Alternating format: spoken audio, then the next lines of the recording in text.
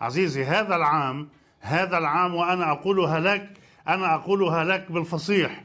نعم. ذب سيكون حامل أوسكار أفضل فيلم أجنبي، وأنا قلت هذا الكلام عبر BBC عندما فاز ناجي أبو نوار المخرج بجائزة أفضل مخرج في فينيز. نعم. هذا العام سيفوز لأن ما قدمه ناجي أبو نوار نعم. هو أفضل فيلم.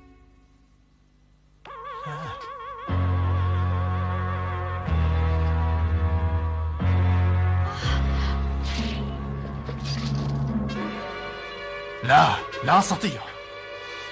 اهرب. ألا تسمع الطنان؟ يجب أن تسرع، فهذا الجهاز اللعين سينفجر تلقائيا بعد حين.